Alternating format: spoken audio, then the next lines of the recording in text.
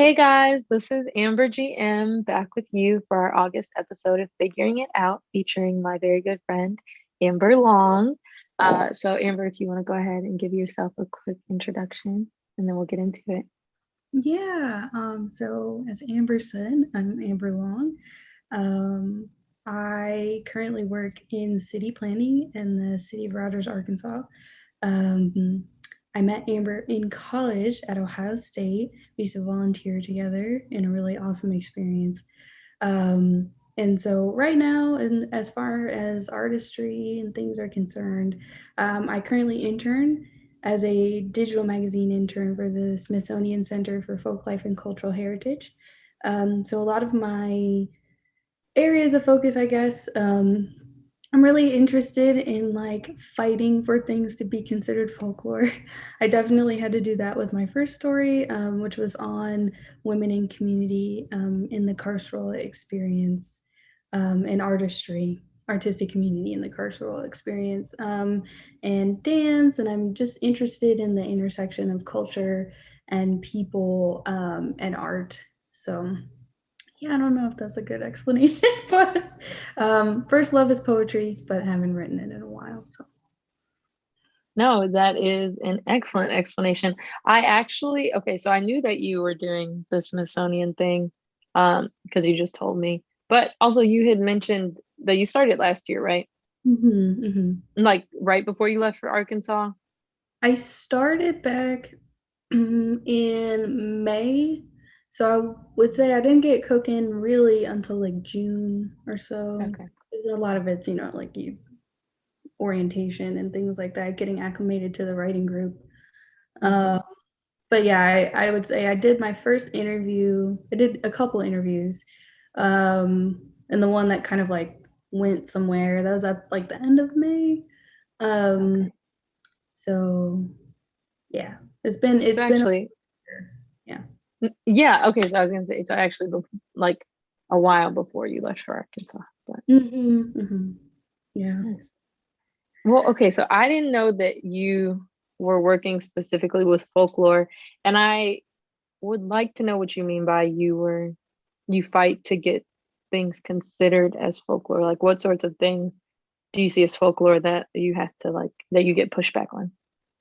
Yeah, so I think at the Smithsonian, which this is not like a secret, but folklore, which I've come to learn before I had this experience, I really didn't know much about it outside of like some college, like one college class in folklore. And so I didn't really know what it was. In my mind, I'm just like, okay, if it's culture, it's folklore. Mm, Same with like if it's culture, it's anthropology, and anthropology and folklore are very much like, related, two sides of the same coin type of fields. Um, hmm. and with folklore, I guess it's really supposed to be focused a little bit more on like not pop culture, Mm, more on like traditional culture or the, friction between pop culture and traditional culture. And that can be anything. So that's like occupational culture, um, you know, specific arts, crafting, um, culture within families or just like mm. smaller groups of people. And so that was a bit of an educational experience for me. So with my first story, I wrote about an artist named Amy Wisman. She is a part of the Ohio Prison Arts Connection, and she also started the Returning Artists Guild there in Columbus, which that organization that she started with one of her peers from Dayton Correctional, um, was focuses on, giving returned citizens an opportunity to get together, share resources, have showcases together. I think last year they hosted their first retreat, which was really Mm. cool, and Amy was really excited about that. And so when I met her through the Ohio Prison Arts Connection, I interned with them, and me having had that experience in Buckeye Reach, Hmm. volunteering, working with creative people in prison and in jails and things like that, there's a culture to that space. which is very evident for anybody who's been in there, but for people who Mhm. haven't been in there, it's not as obvious. Um, so when I was writing my story, and the story, Amy's stories, she's in there, she's in this scary place away from her daughter. She had a young daughter at the time. And, she always was like interested in art, but it never really like clicked for her. But, you have all this time, like time just opens up in prison and you need to fill it. So Mhm. she just started like tracing things and self-teaching her artistry, and then it grew, and then other people saw what she was doing, and they started to form these different, like, oh well, I want to learn how to draw, or I want to learn how to paint, or I want to do these different things, or oh, we don't have access to this material or this material, how do we get this outcome with what we are able to have. um Mhm. and so the story was very much about that. They even like had an opportunity to shoot short films. I don't know if you heard of gosh, what are pens to pictures? No. They kind of show it. They'll show it every now and then. But it was like a short film series where like five of the women in DCI were able to like work with this director. I'm blanking on her name right now, but she did uh, she did a movie on her own. And this Um, is all, they're all like based in Ohio? yeah. Uh, Wow. I never heard of this, but no, I'll have to link it for you guys too. yeah, you should. They were in Dayton Correctional Women's Facility, and they did this, documentaries, which was like obviously really difficult because you can't bring cameras in there and all that. So they Hmm. did it in partnership with like some college kids as well. And they made this film series, so it was very much a community type of thing, and she shared with me just the ways that people want things to send home to their kids, so they'll get so and so to make this teddy bear, this you know card, or different things like that.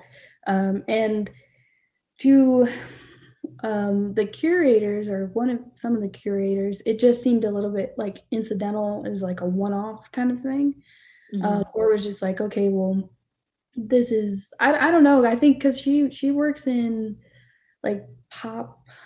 I don't want to mischaracterize it, but an art form that's a little bit newer, an art style that's a little bit newer. I think it was called like pop expressionism, if I'm remembering correctly.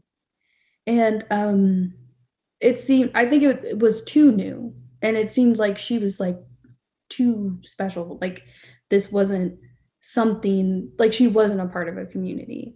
And so she Hmm. recommended me this book called Marking Time. And it was very much, that book was about like how people create art and the relationship between prisons and museums that evolved at the same time as the novel, and the Hmm. interplay between all three of those things on how we think about corrections and rehabilitation and things like that based off of these cultural institutions. And through that book, I got introduced to the idea of the carceral aesthetic, which is can be prison, can be jail, can be the probation and parole system, but can also be slavery, can be human trafficking. It's just when a person is in that captivity, what kinds of expressions come from that experience. And so it wasn't very obvious, I think, at first. And it may be totally me. Like I Hmm. wrote it weird and it just wasn't clear. But I definitely had to be like, no, this is folklore because this is about people in the who have been in captivity. And this is a Hmm. legacy that spans millennia, you know. Hmm. And so that was it felt weird because I'm not very like I don't want to say like I'm not strong-willed, but I'm not like um I, I'm not confrontational. Like I'm really not. I try to be nowadays, but I'm not like by default. And so having to like fight, I think, for that piece to be in this publication was an interesting experience for me because I believed in the story, and I believed that this was folklore, and I believed that Amy is awesome, and the work and the community that she's a part of is awesome, and does like still for whatever, like, I mean, not for whatever reason, I know the reason, don't get their just due in the Mm-hmm. art world. And I felt like it needed to be there, you know. I felt like that I needed to get like help Mm-hmm. because one, she was sharing her story with me, and I'm forever grateful for that. And to have let it be, well, this isn't folklore, would have been definitely like a slap in the face. So Mm-hmm. I like kind of like drew a courage I don't think I would have had um, if I weren't feeling the what's the word? Not like responsibility, but accountability to a community Mm-hmm. I really care about. So Yeah, I mean, I think it is beautiful that you were able to speak up and in a such a highly institutional setting like this really old fancy museum, the Smithsonian. Yeah, and for you to still be able to get um your piece published, which highlighted the voice of people who are often left unheard, which was part of like I would imagine the story that you were telling. Uh, that is really powerful. yeah, and I think, and that's not to say that everybody was like against it. You know, my editor is really awesome. I think that he's really great at encouraging us to fight for our pieces. Mm, And I think that that's sometimes like as much as institutions can be challenging and can be troubling, they're obviously the home of so much discourse and so much mhm, like people trying to get to the right answer and the right way mhm. to be. So it was a really like good experience for me to have. I feel like that's just one of those things you have to go through as like a writer at some point is like Mhm. to like fight Your baby. for your baby, yeah, Hmm. for this thing that I labored on for weeks and weeks and weeks and weeks.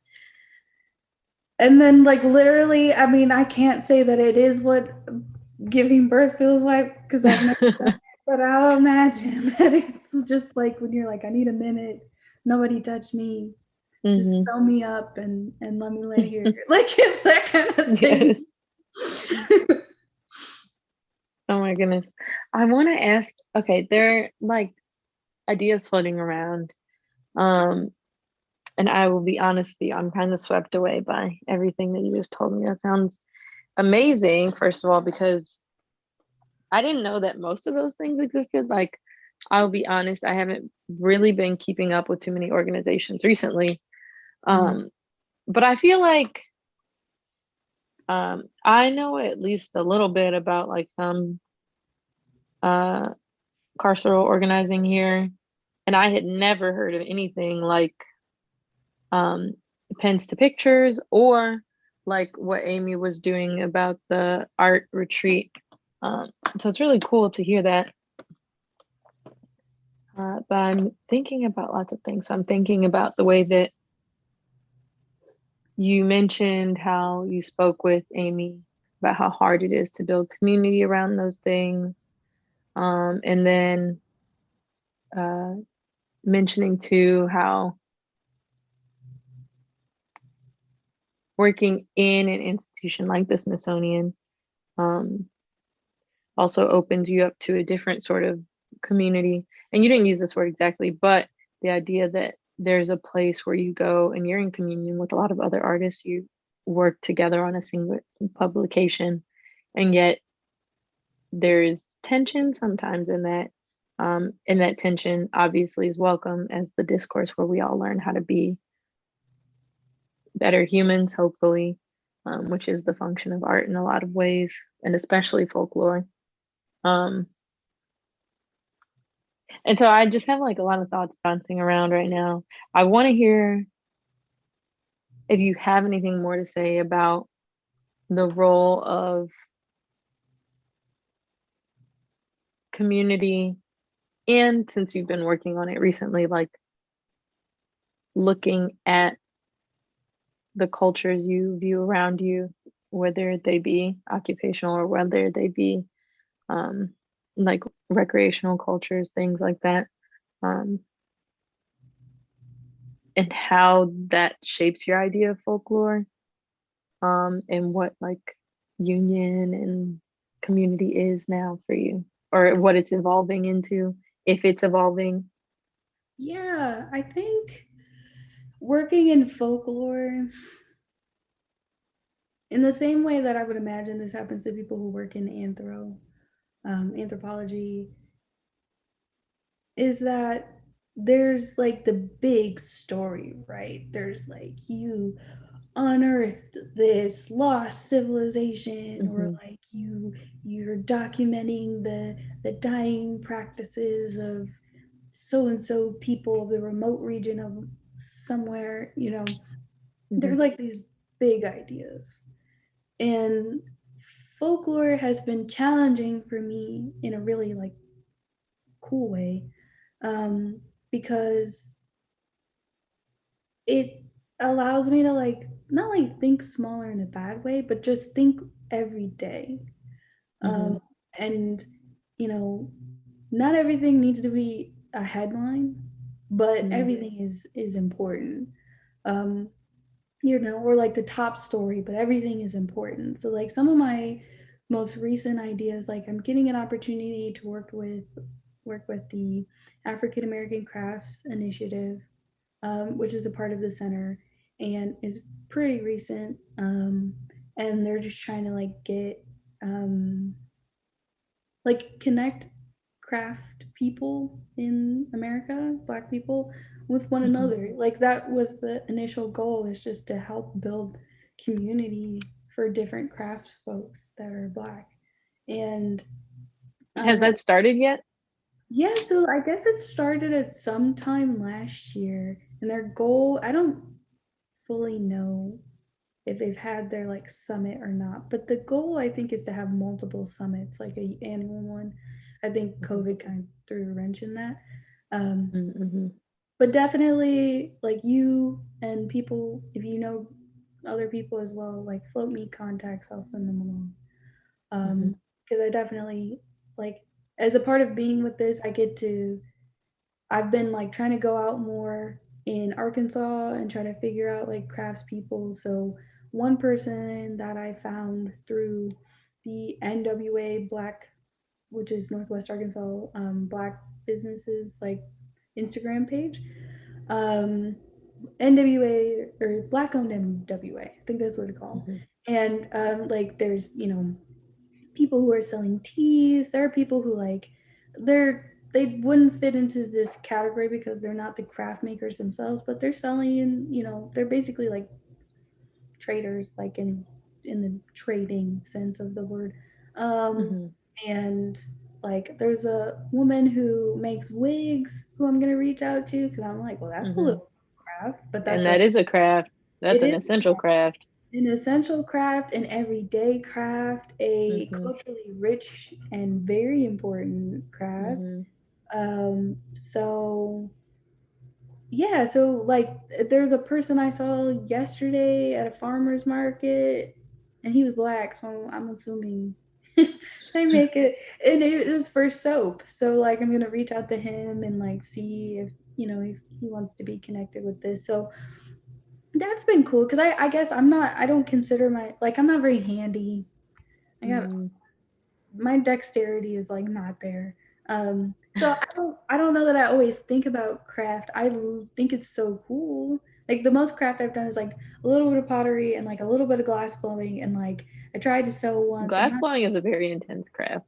It is. It's hot. It's Yeah. hot. It's not like you're not gonna be cute in there. Like no one's gonna take like beautiful aesthetic photos of you. Like you're Maybe the sweat dripping down your brow. Yeah, the little prisms. Cool. yeah, and don't let your hair Yeah, get your hair has to be pulled back yeah, or down.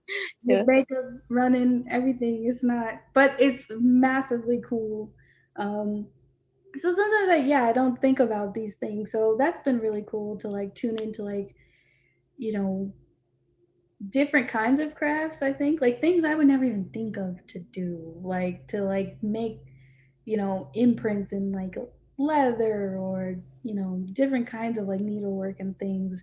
I mean, I know Hmm. of quilting, but in my mind, like quilting is is more functional than it is like artistic, but that's me, Mm, my ignorance, you know what I mean?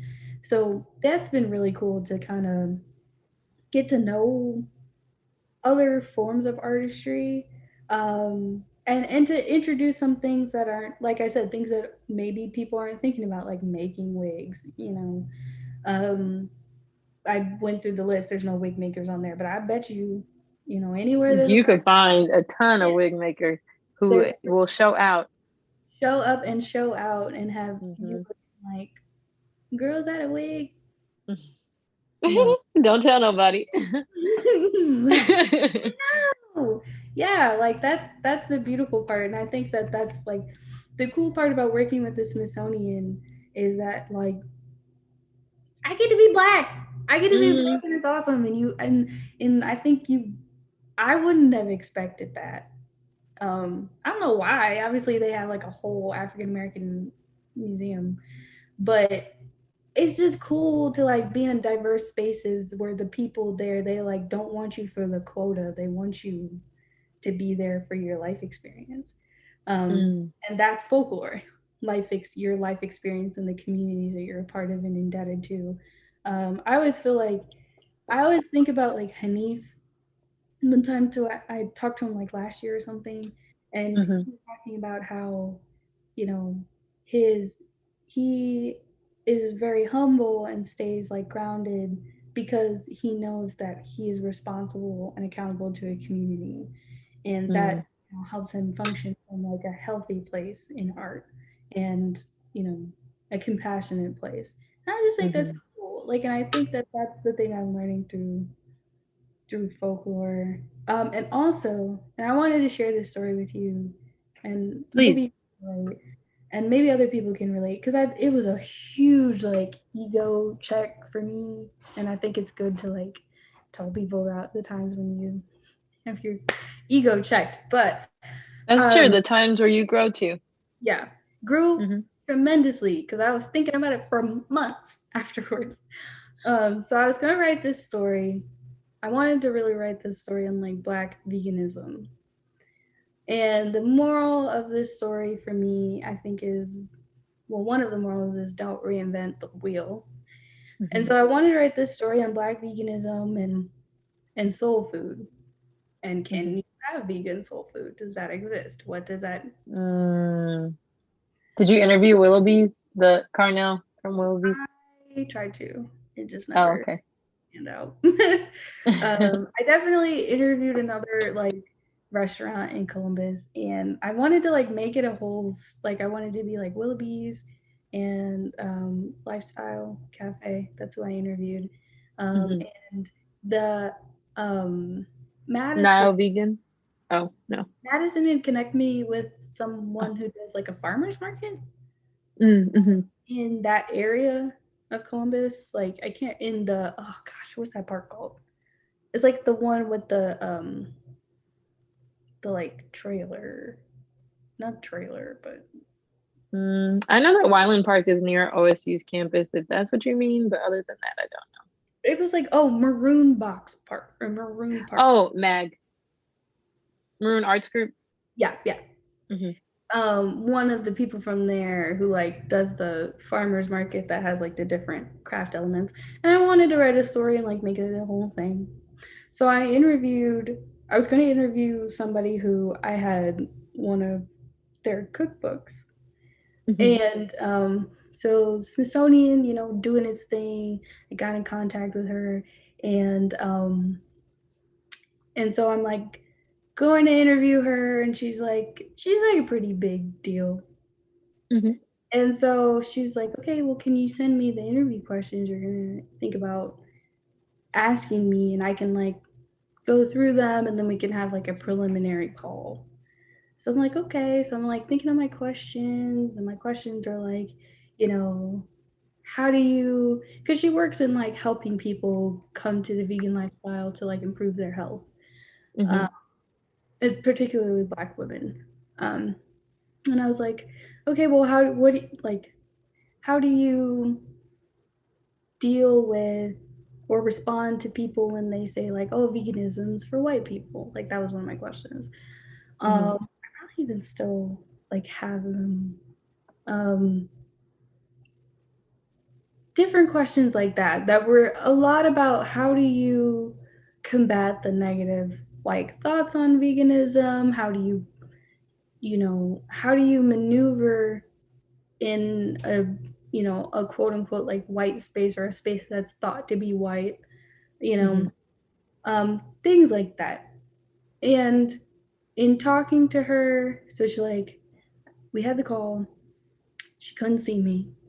This Mm-hmm. is important for the story. And Yes. she couldn't see me. And so I'm telling her my ideas. I'm telling her what I'm interested in. She's telling me about these different kinds of people who've already written about veganism, who've already written about vegan soul food, vegan Creole food. She's telling me about the large community of vegan folks in DC, in different parts of the country, whatever. Giving me really great info. I'm like, yes, this is amazing. Mm-hmm. And then she, after having spoken with me about the things I'm interested in, she's like, okay. She asked me some question, I don't know. And I was like answering about how important something about Black veganism. And then she was like, are you Black? Because she couldn't see me, Mm-hmm. hear me. And your name is Amber Long. And my name is Amber Long. Yeah. And I like, I was so just like, because she's Black. So I was Mm-hmm. just like, so, I don't know, like, I was already like, dang. And Mm-hmm. then she goes to tell me, you know, after having spoken with me, she knows that what my intention was. But my questions were talking about veganism in a really negative way, I guess. Mm-hmm. And in the process of formulating my questions about veganism, and she asked me if I was a vegan, and I was like, yeah, I've been one for like a year. And she was like, well, your questions are basically like marginalizing yourself and marginalizing the experience of Black vegans and treating it as weird when you're actually part. So that's the feedback she gave to me, that I was, through my questions, like participating in the legacy of marginalizing um, something that was very normal, um, for in the African diaspora, and something that was kind of like taken from us, or some of us, in the United States. And originally, like, my first reaction was like, I was just like so sad. Like, it's like, oh man, I did not mean to do that at all. You know, like, I went through all the stages of grief. Like, I'm like sad first, though. I'm just like, oh, feeling terrible. And then I'm like angry. I'm like, well, I didn't even get to like, in an interview, you like play off of people's Mm-hmm. responses, and obviously, like, I've done a decent amount of interviews before for things like this. So, you go with the conversation. So I would have adapted. So I was like upset about that. And I was like, and you don't just ask people if they're Black. Like, I was so offended. And then, like, just all of these different things, you know. But at the end of the day, like, I definitely understand the importance of being qualified in some senses to talk about the things that you're going to talk about because of how important they are. And, you know, me being 22, 21 at the time. No, I was 22. 22, almost 23, fresh out of school, just excited, you know. I wasn't thinking that way. Mm-hmm. And now with that mindset, it is a little bit harder to like come up with ideas because I'm like censoring myself a lot. But the cream will rise to the top. But I think it was just a really important moment because however I might have felt in that moment, I definitely learned that lesson of like, do your due diligence. Um, Especially if you're gonna do like a nonfiction thing or fiction in any kind of situation, art that's indebted to people is not like a game, you Mm-hmm. know. And if that's the route that you choose to take, then you have to assume that responsibility. And that doesn't mean it's going to kill your creativity, but it does mean that you need to be humble. Um, Mm-hmm. and so that was kind of, I think about it often Um, Hmm. because I think also in another, like when I was writing my story for Amy, and I wanted to like weave in all these like different things that were going on with COVID, and like she did talk about COVID, but I wanted to talk about like that movement at the time to like help get people out of prison, or I think it was mostly jails, Hmm. because of the unsafe conditions in COVID. I wanted to talk about that, but she didn't really talk about that. I wanted to talk about that. And Hmm. then my editor was like, we have to be careful not to use people to say the things that we want to say. And I'm just Hmm. like, fuck. Like, I'm just like so upset with myself because I'm like, why are you doing these things? Like, they're so selfish, but they don't teach you that in school. They do not No. teach you that. You have to learn that. And you have to take it, you have to eat it, and you have to let it like sink into your heart, become part of your cellular memory to Hmm. to let people take you where they want to take you and to be honest about their story. You can say you disagree if it's something like that, but this is the route that I've chosen to take because I'm not brave. I'm not a brave artist. I don't just go out and do things. So I took a more structured path because I'm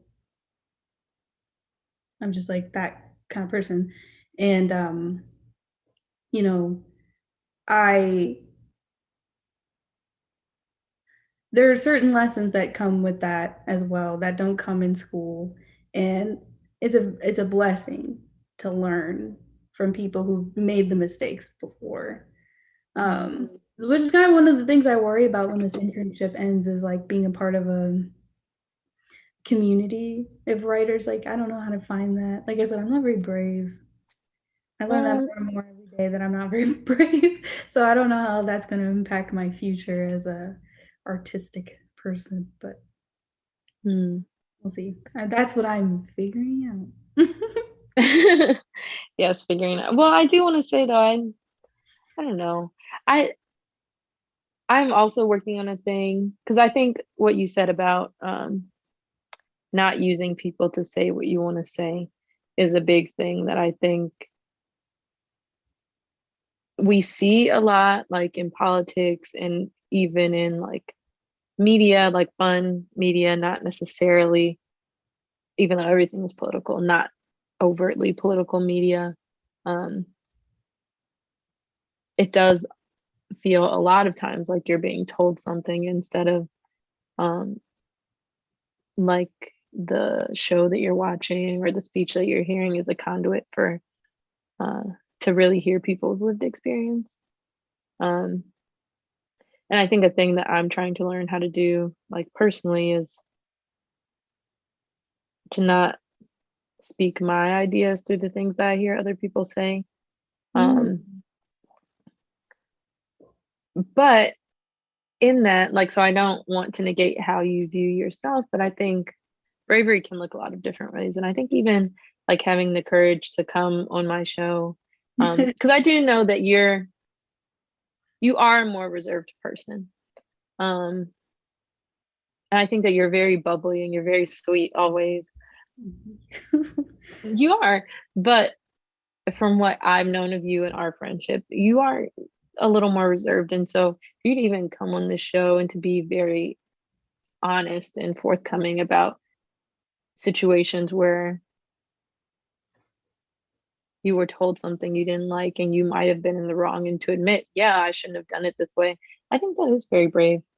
Um, and it's brave in a way that I think most of us actually really strive for, even if we don't know that's the sort of bravery that we're looking for.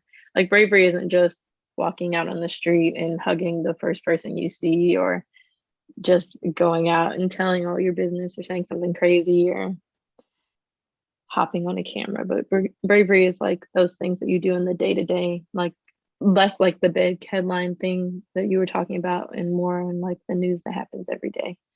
Um, yeah. And I think even the bravery to, and I don't know if you should censor yourself. I think we all have instances where we have to say, oh, this is a chance for me to decolonize my mind, which is the first thing actually that came up when you were talking about Yeah. the veganism article, because it's a phrase that I I've heard a lot in the past couple of years. And I think it applies in a lot of different ways, but this was one where it was like very clear, like this is an instance where we have to decolonize ourselves, even when we are the one, like we're directly speaking to a part of our identity that was very restricted and oppressed. Sometimes those are the instances where it's hardest to recognize that this is a space where I need to decolonize my mind. Yeah. Um, mhm, yeah. But yeah, so I think that was actually very brave and for you to still be striving for stories like that and to be more intentional now because you've had an experience where I needed to be more intentional. Then I think that's very brave. Well, thank you, Amber. Thank you for No, I I'm being honest. as they say, because yeah, it's been difficult. Like I won't even front.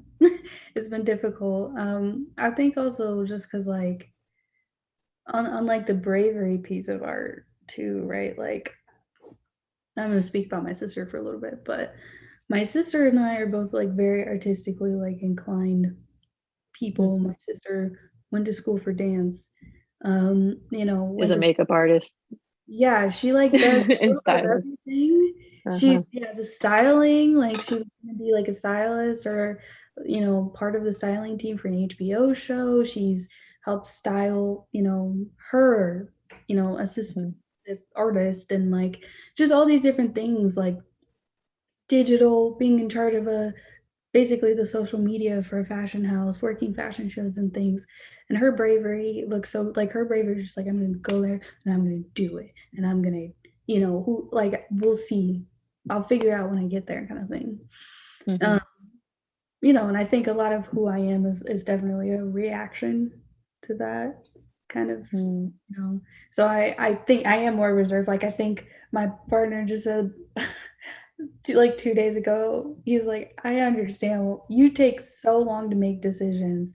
And I was telling him, I was like, yeah, for my birthday, I'm going to Wisconsin one day and then Chicago the next day and then Atlanta the next day. And he was like, you guys just go, you just move around. And we do. We're very traveling family. We have a father who's in sales, which means we move around as much as a military kid. Like you go where the money is. And so we do a lot of things like very impulsively. Like my parents just moved to Atlanta. They were supposed to move for another year and they just Oh, your moved. parents already moved? Yeah, they were like in April. Or my mom left in April, my dad left in June. My dad's like, okay, get out. And it was like, okay, I guess we're leaving. And things are just very impulsive. So I think for me, and it shows up in my creativity is like I take so much time and I'm insecure about that. I'm insecure about how long it takes me to produce like things. And there are things that I'm proud of, but I'm really insecure that I'm not able, like, there's some people who it just feels like, you know, Are constantly churning things out. yeah, like they need art Uh-huh. the way that they need air. And I'm just like I feel insecure about it because I'm like, I can function in some of these like every like 9 to 5 kind of structures. Um, and I come home and then I just don't want to do anything. I won't say that I'm happy. Like I'm content, but I'm not creatively, I'm not like where I want to be. Something about that 9 to 5 just really Drains you. dries the well, yeah. It's because I'm like in, which is such a bummer because I'm in city planning and to me like there was this beautiful quote that I come back to often and I'm gonna butcher it, but there was a poem at one of the protests last year outside of the mayor's house that somebody Mhm. was doing, and it was like I want basically like a government that's as creative as my people are.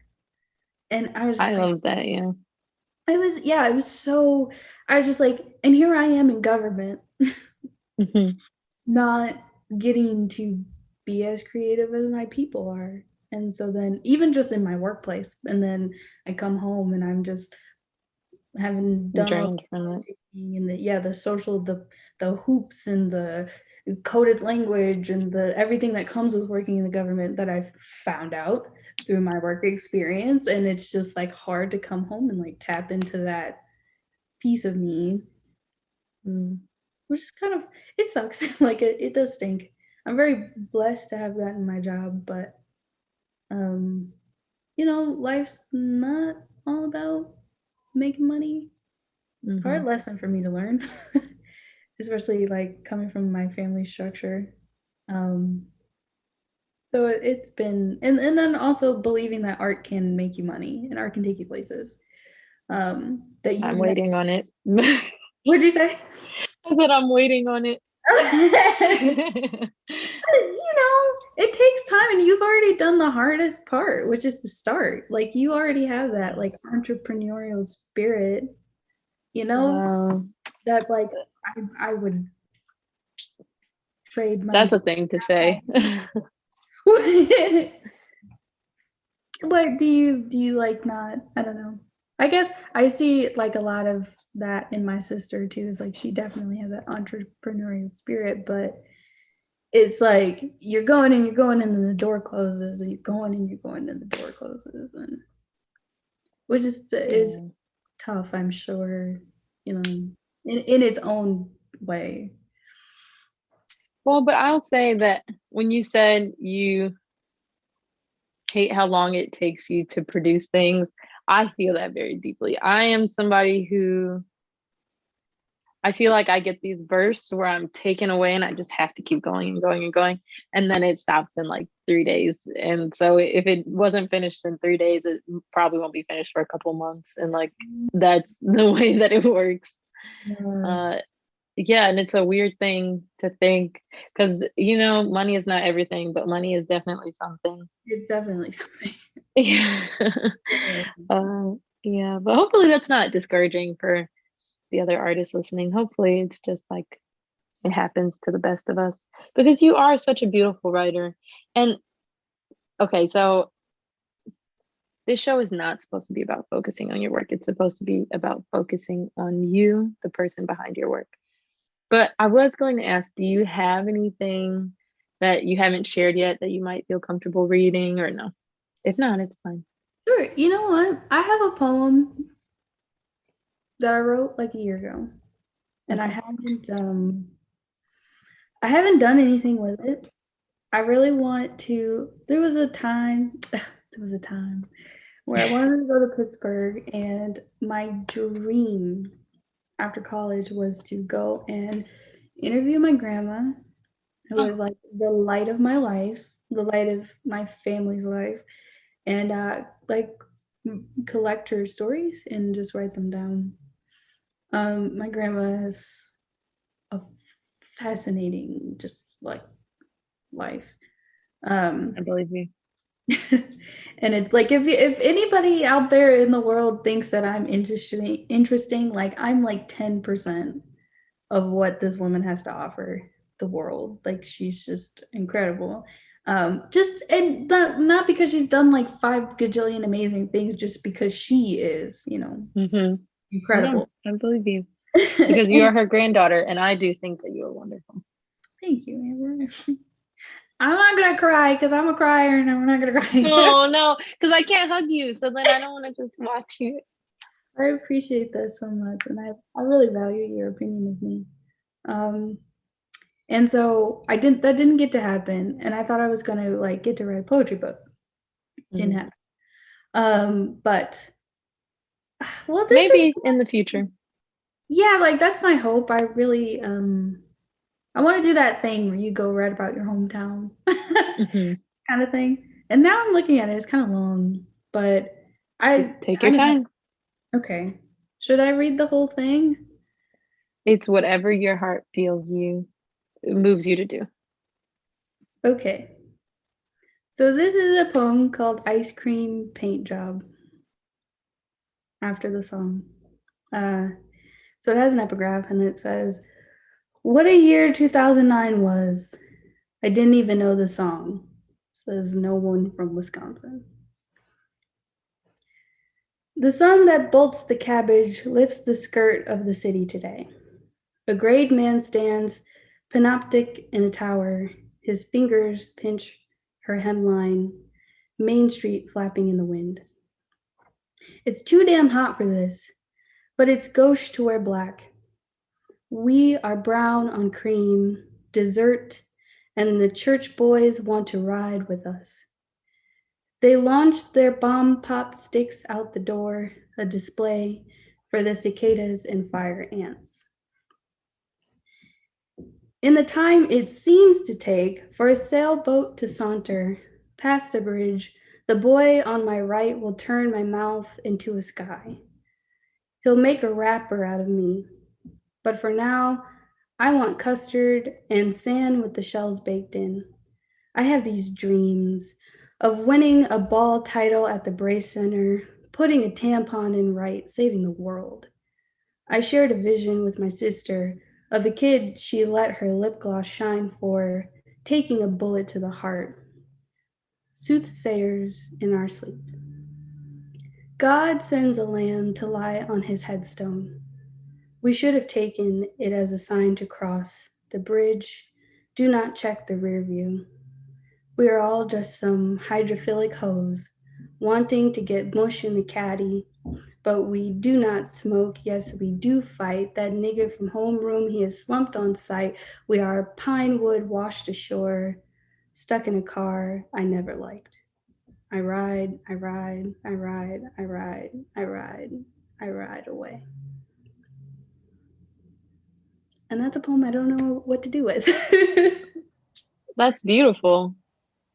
So, yeah, I don't know. Honestly, it takes me back to a day I think, I don't know, it feels so nostalgic. It feels like almost something before our time. Yeah, it was like Yeah, yeah. my hometown, the 4th of July was a really big deal. Hmm. And the 4th was just like always a day where you're going to see. It was like the 4th of July and like Juneteenth, which we like celebrated long before it was ever like a national thing. Uh, Right. An and internet so, thing. yeah, and an internet thing. Hmm. So, so yeah, I don't know what to do with that. I want to do more with it. I just don't know if I have like the like space in me Mm. to come back to wherever I was at that moment when I wrote that, which is really unfortunate. But I'm hoping that that will change. Um, have you seen Old? No, is that a movie? Yeah, so it's like a new M. Night Shyamalan, I think that's his last name, movie. I know that's some famous director, but I don't know what he did. Yeah, he's done like a couple different movies that I haven't seen the other ones because they're kind of scary looking. But this The one, really bad Avatar movie he did though too, right? oh, I think he did. Okay, yeah, that's the I, only one that I'm sure of. I think he did. And he did like The Sixth Sense, I think. And he did like that movie Mm. Split and like the one with the old Oh, man. Split and the Yeah. original one with yeah, okay. I know. I know. His Hmm. new movie was just like very interesting. And like he obviously operates from like a very like Jordan Peele kind of like place in Mm. horror and thriller.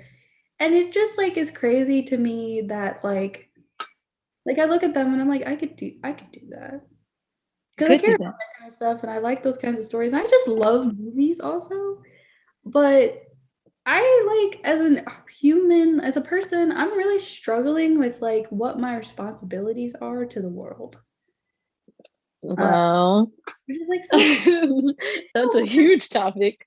it's a huge topic, and I'm just like, if you, I think I've talked to you about this before. If you take your Enneagram, and I'm for those out there who know what that is, I'm an Enneagram Type 4, Wing 5. Tri type is 4, 5, and 9, and with a strong presence in the 1, even though the 9 shows up a little bit more, which is all of that to say is that like I have a very strong sense of like right and wrong, and I think all day, and I'm just like really like annoyingly annoying about just like doing No, what I want to do in my life. So um I annoying rather is not the word I would use to describe you.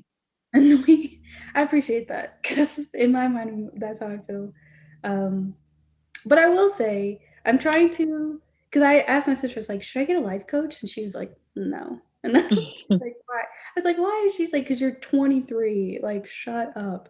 And so one thing that I've been doing in the absence of therapy, which I started to go to maybe 2 years ago, and I only did it for a year because I couldn't do it after that because my person was at OSU.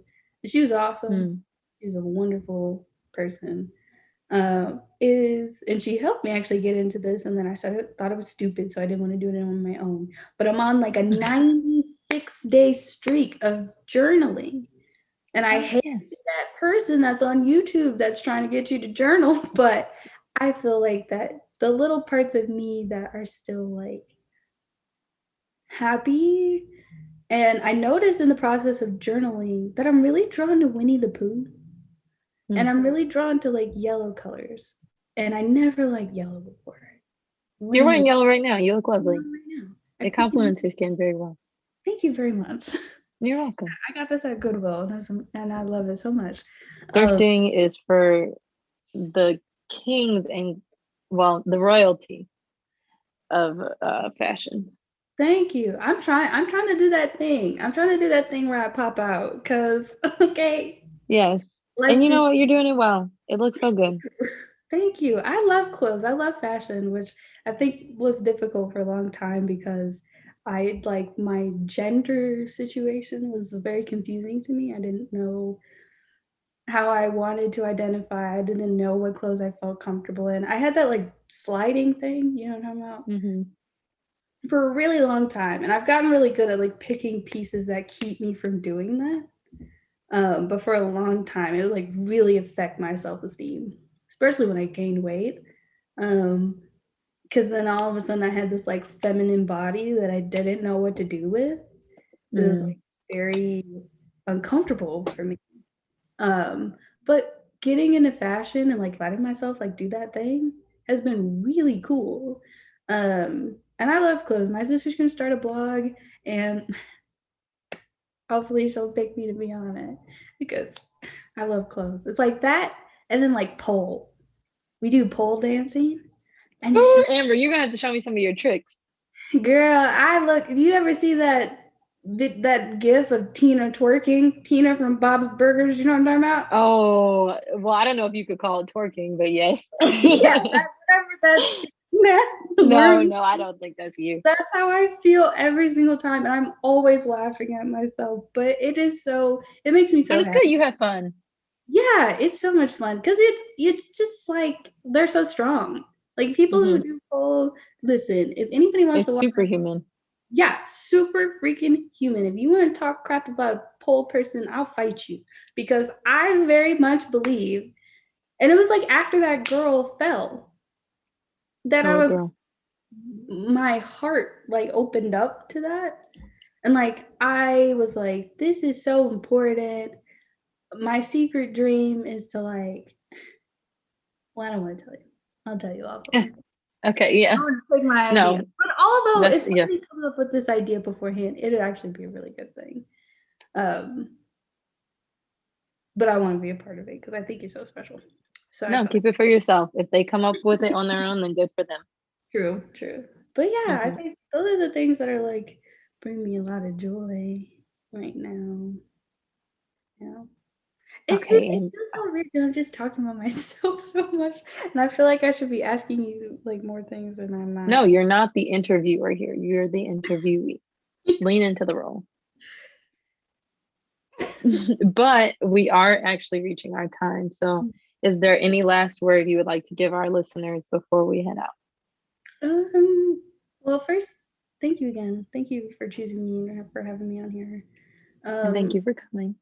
Oh yeah, no problem. And I guess to everybody, what I try to tell myself all the time is that like, if you're lucky, life is long, which means you Mm. have so many opportunities to be so many different selves, and all the people I love in this world have done that. So if you're trying to figure it out, if you're lucky, life is long. So Yeah, that is actually the best advice. There's always new opportunity around the corner. So, hopefully, our new opportunities come soon. yes. Yes. Okay. Thank you for joining us on Verge.fm with Figuring It Out. hosted by me, Amber GM, and my lovely guest, Amber Long. We'll see you next month and have a wonderful Sunday.